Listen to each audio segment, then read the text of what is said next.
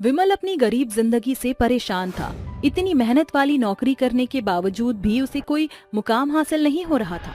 उसका परिवार अभी पैसों की तंगी में फंसा हुआ था, जहां वो ठीक से 2 वक्त की रोटी भी अपने परिवार को खिला नहीं पाता था। साथ ही किराए के घर का कर्ज इतना बढ़ गया था कि आए दिन ठाकुर उनसे पैसों की मांग करता था। तभी तेज आवाज में ठाकुर कहता है, अरे तुम्हारे निकम्मे परिवार ने पैसे न देने की ठान ली है क्या? अरे 4 महीने का बकाया है मेरा किराया, कब दोगी? इतनी बेइज्जती कर रहा हूँ फिर भी तुम लोगों को शर्म नहीं आती, मेरा पैसा नहीं निकालते। ठाकुर साहब, हमें थोड़ा सा और वक्त दे दीजिए। मैं मेहनत तो कर रहा हूँ, बस मुझे कुछ दिनों में पैसे मिल जाएंगे तो मैं आपको 2 महीने का किराया पक्का लौटा दूंगा। हाँ ठाकुर साहब, बस थोड़े दिन का और मोहलत दे दो। अरे देख रहे हो गांव वालों, इन भूखे भीख मंगों से अभी तक मेरे पैसे नहीं निकले और अब मैं तुम लोगों को यहाँ नहीं रहने दूंगा। तभी विमल की पत्नी ठाकुर के पैर में गिरकर हाथ जोड़ती है और कहती है, ठाकुर साहब ऐसा मत कीजिए, बस थोड़ी सी मोहलत और दे दीजिए इन्हें, हम पक्का आपके पैसे लौटा देंगे। अच्छा ठीक है, पैर मत पकड़ो, लेकिन 4 दिनों में तुमने मेरे 4 महीने के पैसे नहीं लौटाए तो इस घर से निकाल ही दूंगा। जी साहब। जी ठाकुर साहब। 2 दिन से ठाकुर के दबाव में विमल का दम घुटता ही जा रहा था। अपने मालिक से उसे चुनिंदा पैसे भी प्राप्त नहीं होते हैं और वह अपने घर में इर्द गिर्द घूमते हुए कहता है, अरे कहाँ से लाऊं मैं पैसे? मेरा मालिक भी मुझे पैसे नहीं दे रहा और यहाँ ठाकुर की कर्ज की तलवार मेरे परिवार पर भी मंडरा रही है। मेरी वजह इन्हें बेघर होना पड़ गया तो हे भगवान मेरी मदद करो। बेटा, बार बार कमरे के चक्कर काटने से तुझे समाधान नहीं मिलेगा, इससे तो तू और परेशान हो रहा है। एक बार शांत होकर बैठ जा, भगवान जरूर हमारी मदद करेगा। हाँ विमल जी, माँ जी सही कह रही हैं, एक बार आप आराम कीजिए, परेशान होने से कोई समाधान नहीं निकलेगा। माँ, मैं खुद को बहुत भारीपन में महसूस कर रहा हूँ। दोनों कुछ देर के लिए उसे अकेला छोड़ देती हैं। ना चाहते हुए भी उसे घर की और राशन पानी की दिक्कत सताती है, इसलिए वह खुद को खत्म करने के लिए पंखे से लटक जाता है। 4 घंटे बीत जाते हैं और रोहिणी कहती है, माँ जी बहुत देर हो गई है इन्हें, मैं उन्हें बाहर लेकर आती हूँ। रोहिणी जैसे कमरे में जाती है, अपने पति की लाश पंखे पर झूलते हुए देखकर उसका दम निकल जाता है और चीखती है, माँ जी, माँ जी जल्दी आइए माँ जी। रोहिणी की आवाज सुनकर मालती भागते हुए उसके पास आती है तो वह भी अपने बच्चे को देखकर टूट जाती है। सास बहू एक दूसरे को संभालते हुए उसका अंतिम संस्कार करती हैं। तभी ठाकुर आकर कहता है, मेरे पैसे न देने के लिए उसने आत्महत्या कर ली ना, ताकि तुम दोनों दुखियारी को मेरे पैसे देने न पड़े। लेकिन मैं भी बेवकूफ नहीं हूँ, अब तुम दोनों सास बहू को मैं यहाँ नहीं रहने दूंगा। निकल जाओ अभी के अभी मेरे घर से, पता नहीं कहाँ से लोग मुफ्त में रहने आ जाते हैं। ठाकुर साहब, मैं आपके आगे हाथ जोड़ती हूँ, कृपया करके हमें बेघर मत कीजिए। आप तो जानते हैं चंद घंटों पहले मेरा बेटा गुजर गया, हम बेसहारा सास बहू कहाँ ठोकरे खाती रहेंगी। कहीं भी जाओ, मुझे क्या, चलो भागो यहाँ से। ये कहकर जालिम ठाकुर उस घर को ताला लगाकर चला जाता है। वहीं दूसरी ओर रोती हुई सास बहू दर दर सड़कों पर भटकने लगती हैं। हफ्ता बीत जाता है, कभी भंडारे से खाना खा लेती थी तो कभी सिग्नल पर मांग कर खाती थी। एक दिन चलते चलते वो एक बेंच पर बैठ जाती हैं। बहू अब क्या होगा हमारा, हम कहाँ रहेंगे, क्या खाएंगे? बेटा क्या गया, हम तो रोड पर आ गए। हाँ माँ जी, मुझे तो कुछ भी सूझ नहीं रहा, काश हमें कोई काम मिल जाता तो तसल्ली होती। अरे जल्दी जल्दी ये सारा कबाड़ ट्रक में भर, चोर बाजार में बिक जाएगा आधे रेट में, चलता हुआ सामान है ये। बहू देख तो वो कबाड़ी वाला सामान भर रहा है, मुझे उसमें प्रेस ठीक लग रही है, ले लूं क्या? पर माँ जी उसका हम क्या करेंगे? बहू अगर इस प्रेस से हम लोगों के कपड़े इस्त्री कर लेंगे तो भी एक कपड़े का हमें 5 रुपए मिल जाएगा और ये आसान भी है। हाँ माँ जी, आपने सही गणित लगाया।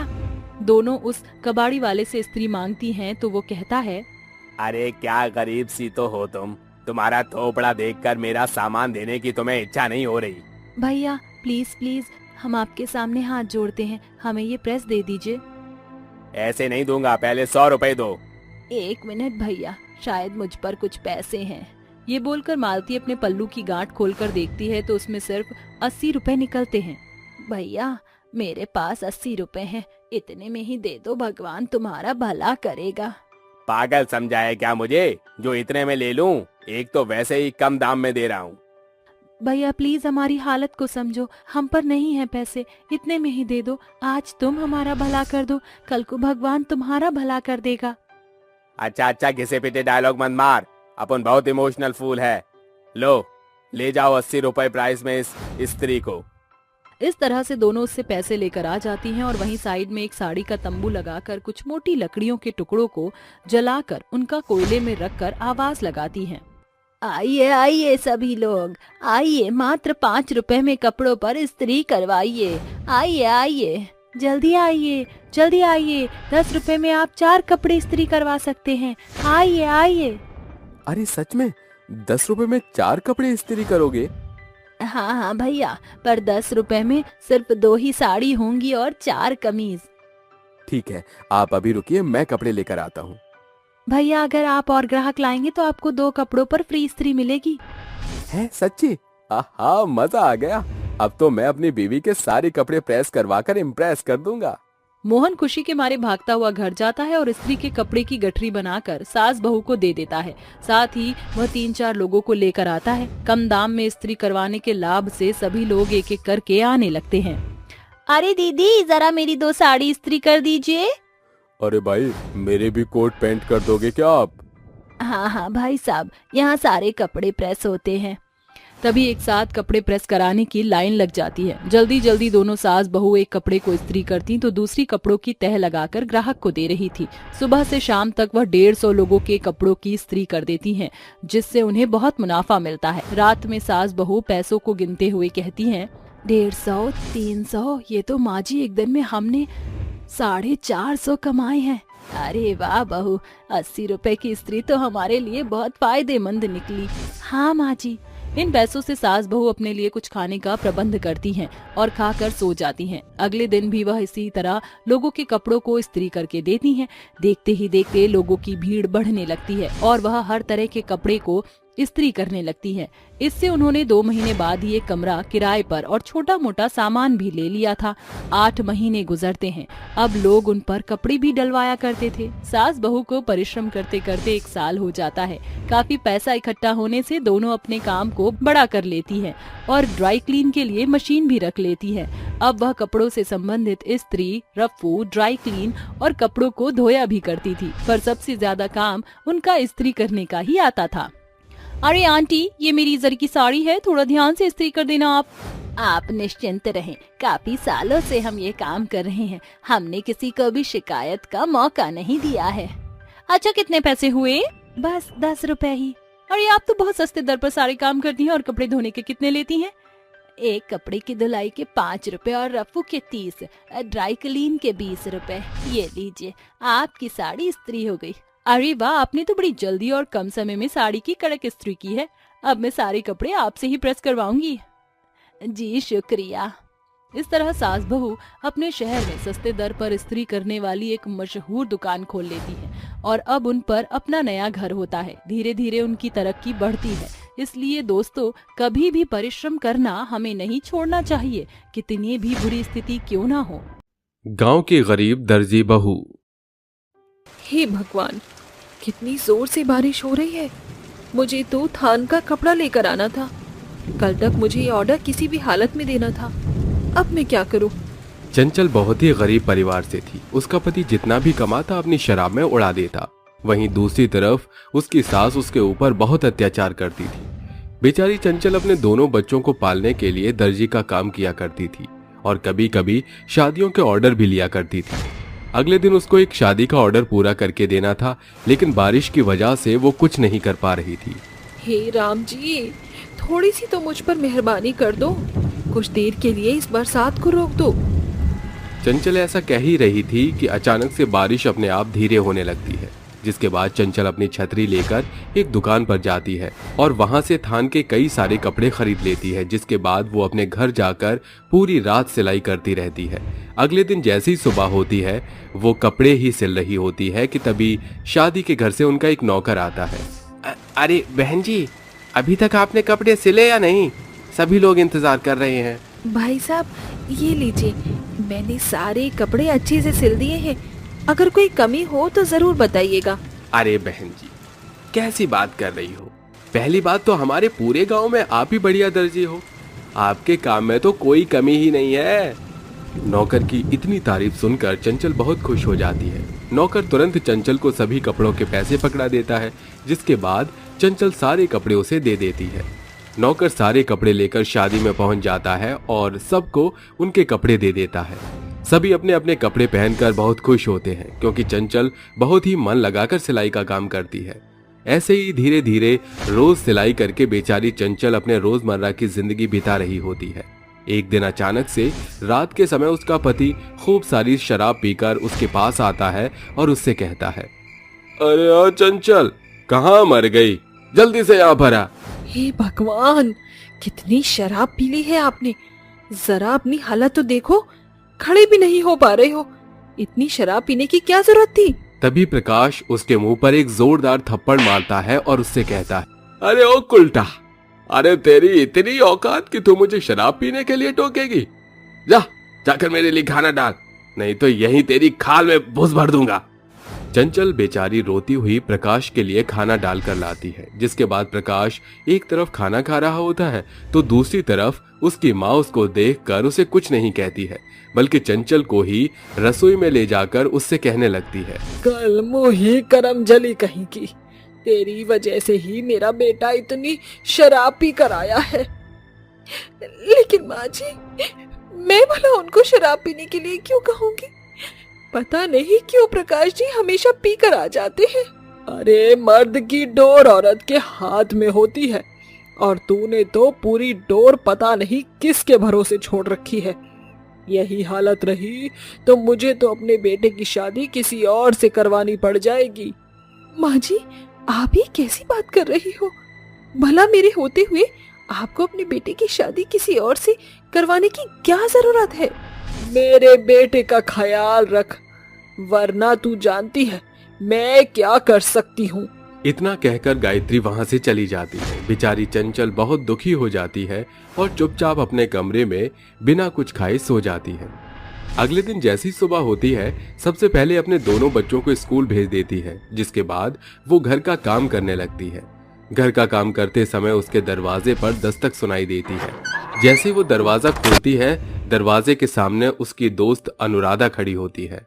अरे चंचल, कैसी हो तुम? काफी दिनों बाद देख रही हूँ तुम्हें। अरे अनुराधा, मैं तो बिल्कुल ठीक हूँ। तुम बताओ, अभी तक तुम कुंवारी हो, शादी नहीं कर रही हो क्या?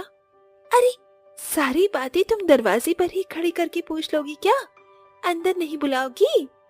चंचल अनुराधा को अंदर बुलाती है, जिसके बाद अनुराधा चंचल से कहती है, अरे शादी तो तब करती ना जब कोई मेरी टक्कर का लड़का मिलता, लेकिन ऊपर वाले की दुआ से मुझे मेरी पसंद का लड़का मिल गया है और अब मैं शादी भी करने वाली हूँ। ये देख, ये शादी का कार्ड है। 1 हफ्ते बाद मेरी शादी है। मैं चाहती हूँ मेरी शादी के सारे कपड़े तुम ही सिलो, क्योंकि तुम्हारी जैसी सिलाई यहाँ इस गांव में कोई नहीं करता। हाँ हाँ, बिल्कुल बिल्कुल सिलूंगी। और ये लो, ये बनारसी साड़ी मैं तुम्हारे लिए लेकर आई हूँ। मेरी शादी में तुम्हें यही पहननी है। तुम बहुत अच्छी हो अनुराधा, इस साड़ी के लिए शुक्रिया। कुछ देर मिलने के बाद अनुराधा अपने घर चली जाती है, जिसके बाद चंचल घर के काम खत्म करके अपनी दोस्त अनुराधा के कपड़े सिलती है। जिसके बाद अनुराधा चंचल को उसकी मेहनत के पैसे दे देती है। चंचल उन पैसों को बैंक में ले जाकर डाल देती है, लेकिन इस बात की भनक गायत्री तक पहुंच जाती है। जिसके बाद गायत्री अपने बेटे प्रकाश से कहती है, अरे बेटा, तेरी बहू तो बहुत ही सयानी है। हम लोगों से पैसा छुपाकर बैंक में जमा कर रही है। अरे हम क्या उसका पैसा खा जाएंगे जो इस तरीके से कर रही है? अपनी माँ की ये बात सुनकर प्रकाश आग बबूला हो जाता है और उससे कहता है, इस 2 कौड़ी की औरत की इतनी हिम्मत, इसे तो मैं आज सबक सिखा के ही रहूंगा।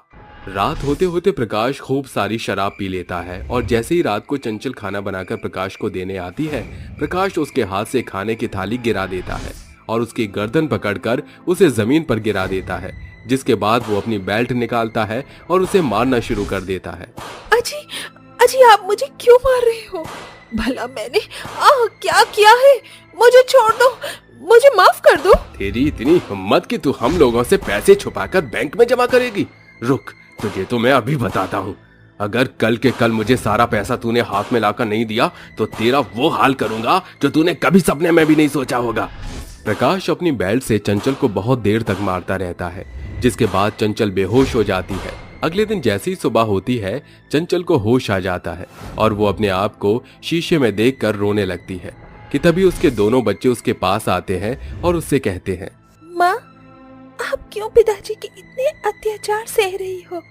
चलो यहाँ से कहीं दूर चलो, जहाँ पिताजी और दादी माँ ना हो। हाँ माँ, हमें कहीं दूर ले चलो माँ, अब यहाँ हमें रहना बिल्कुल भी अच्छा नहीं लगता।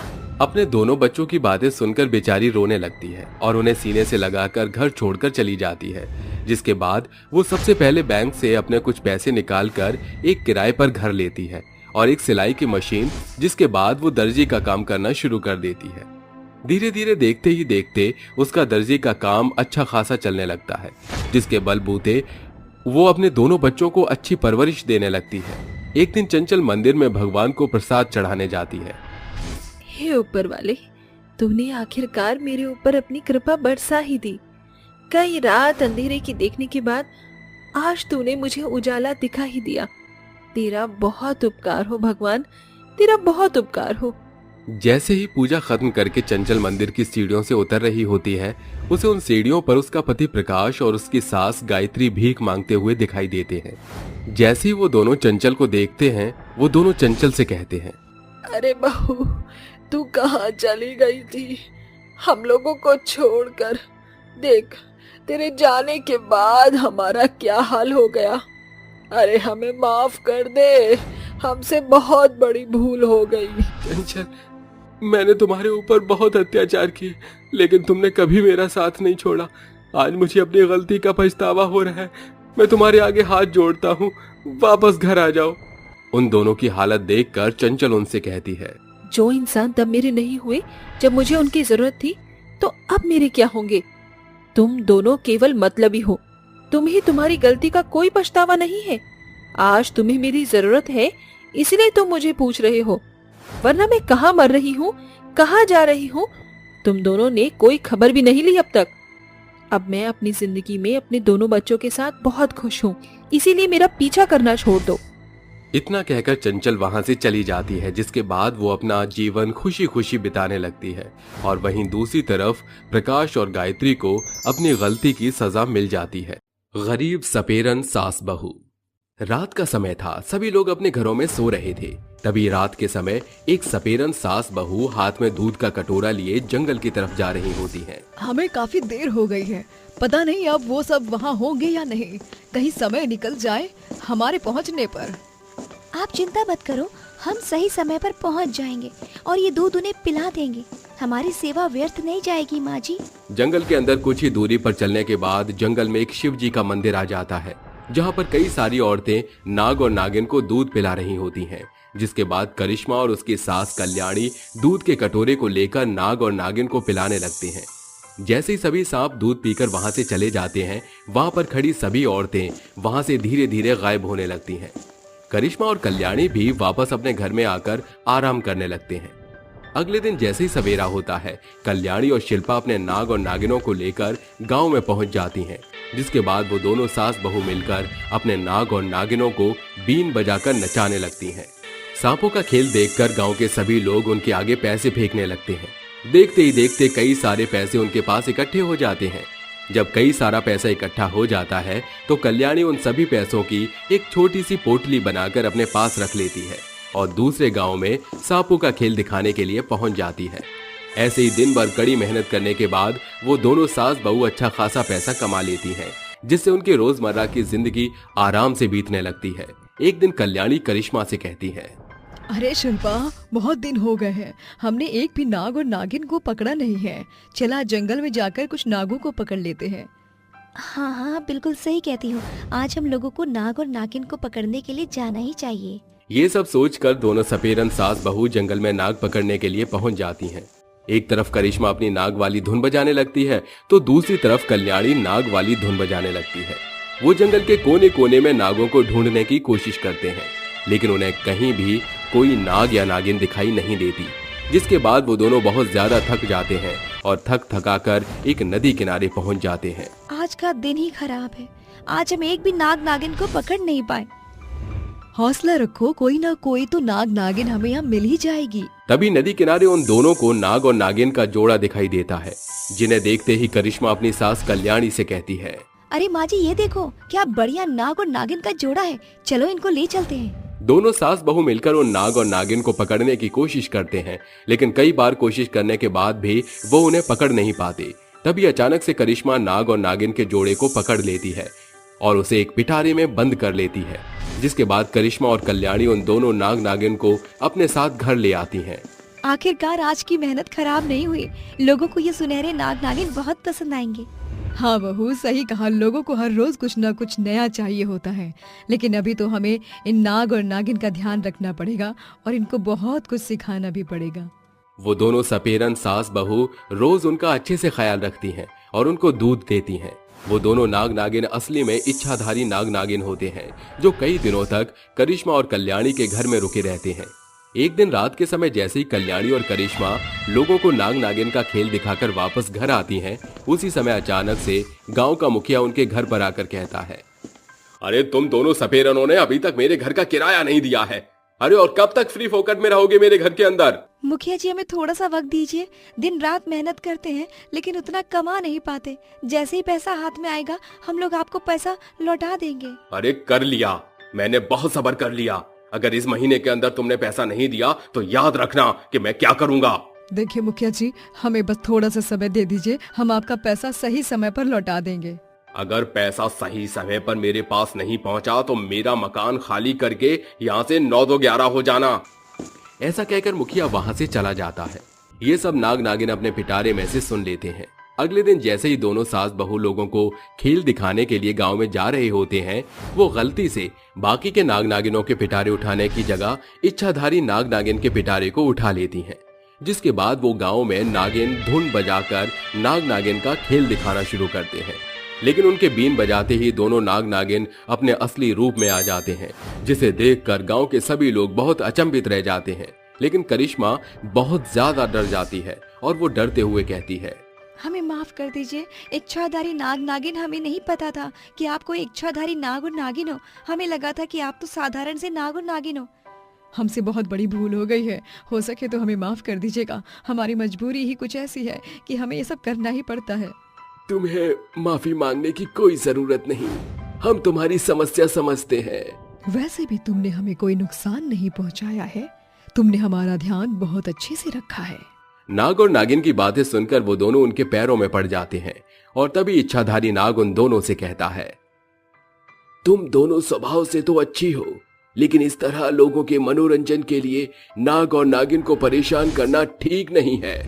आज के बाद तुम कभी भी किसी नाग और नागिन को कैद नहीं करोगी। हाँ हाँ, सही कहा। तुम्हारी वजह से कई नाग और नागिनों को बहुत परेशानी होती है।